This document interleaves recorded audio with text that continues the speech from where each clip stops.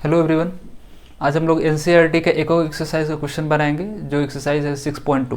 ठीक है, lines and angles का ही क्वेश्चन है। क्वेश्चन नंबर ये है 3rd।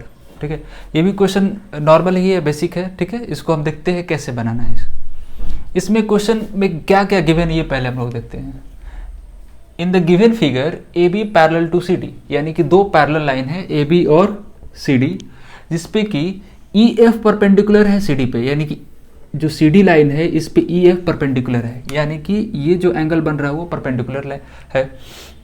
90 डिग्री यहाँ एंगल बन रहा है। ठीक है, and angle G E D is 126 degree. G E D angle कौन बन रहा है? ये जी ई डी, यानी कि टोटल एंगल यहाँ से लेकर यहाँ तक 126 डिग्री बन रहा है। ठीक है, तो इसमें पूछ क्या रहा है? Find angle A G E. A G ई कौन सा हुआ? ए जी ई, ये एंगल हुआ।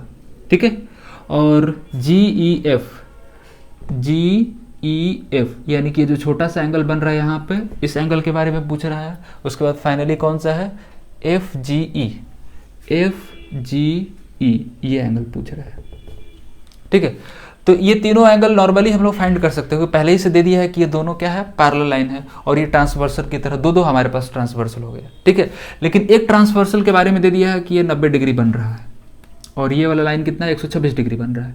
तो सबसे पहला जो एंगल दिया है इसको हम लोग फाइंड करने की कोशिश करते हैं। ये जो एंगल होगा, ठीक है, और ये एंगल होगा, क्या दोनों एंगल आपस में इक्वल होगा? बाय अल्टरनेट इंटीरियर एंगल, क्योंकि अगर ये दो पैरेलल लाइंस हैं, ठीक है, और ये कुछ ऐसे ट्रांसवर्सल है, तो ये वाला लाइन होने की वजह से हमें कंफ्यूज नहीं होना है। इसको सेपरेटली, इस लाइन को हमको सेपरेटली देखना है।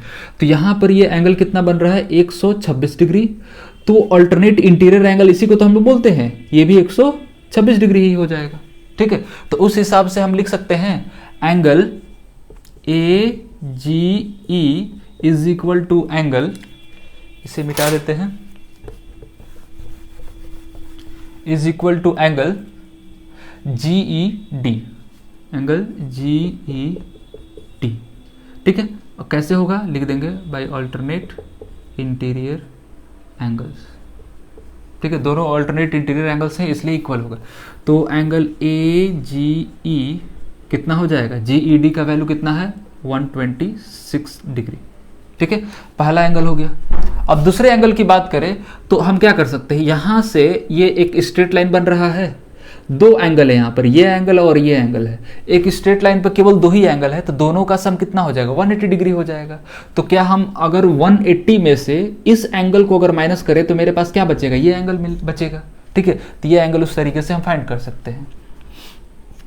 ठीक है, तो ये कौन है? एफ जी ई। पहले यही वाला एंगल हम लोग फाइंड कर लेते हैं। तो अगर हम यहां पर देखें, A B is a straight line, A B is a straight line since angle A G E, angle A G E plus angle F G E, F G E कितना हो जाएगा? 180 डिग्री हो जाएगा। ठीक है, तो ए जी ई अभी हम फाइंड किए हैं कितना? 126 डिग्री, तो यहां पर रख देंगे 126 डिग्री। अब plus angle F G E कितना हो जाएगा? 180 degree.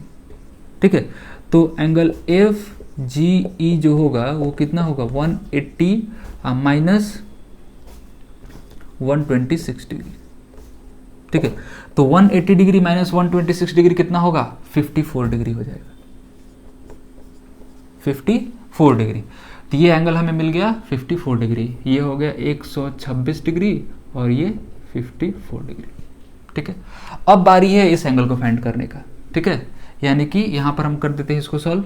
Angle G E F, G E F, तो एंगल पहले हम यहां पे ऐसे लिखते हैं, ये टोटल एंगल कितना है? 126 डिग्री है, तो हम ऐसे लिख सकते हैं angle F E D plus angle G E F is equal to 126 degree. ठीक है, यानी कि ये पूरा एंगल कितना है? 126 डिग्री है। तो ये दो पार्ट में है, एक ये पतला सा एंगल बन रहा है ये, और इधर जो 90 डिग्री बन रहा है वो, दोनों को हम ऐड करेंगे तो 126 डिग्री होगा। ठीक है, और एफ ई डी, यानी कि एफ ई डी ये जो एंगल है ये तो 90 डिग्री है, क्वेश्चन में दिया ही है कि ये परपेंडिकुलर है, तो यहां पर हम कितना रख सकते हैं इसके लिए? 90 degree. Plus angle G E F is equal to 126 degree. ठीक है, तो ये उधर चला जाएगा, तो एंगल जी ई एफ होगा कितना 126 डिग्री माइनस 90 डिग्री। ठीक है, अगर इसको हम माइनस करते हैं तो ये आएगा 36 डिग्री। ठीक है, तो इस क्वेश्चन में 3 चीज पूछा था, तीनों एंगल हम लोग फाइंड कर लिए। पहला ये था, ठीक है, दूसरा ये हो गया और ये थर्ड हो गया। तीनों एंगल हम लोग फाइंड कर लिए। तो यहां वाला एंगल कितना आ रहा है 36 डिग्री। ठीक है, तो ये क्वेश्चन में इतना ही था, 3 एंगल हमें बोला था फाइंड करने के लिए। पैरेलल लाइंस का ही प्रॉपर्टी इसमें यूज करके हमें इसको बनाना था। ठीक है, तो इस वीडियो में इतना ही। अगले वीडियो में हम एक और एनसीईआरटी का क्वेश्चन लेकर आएंगे।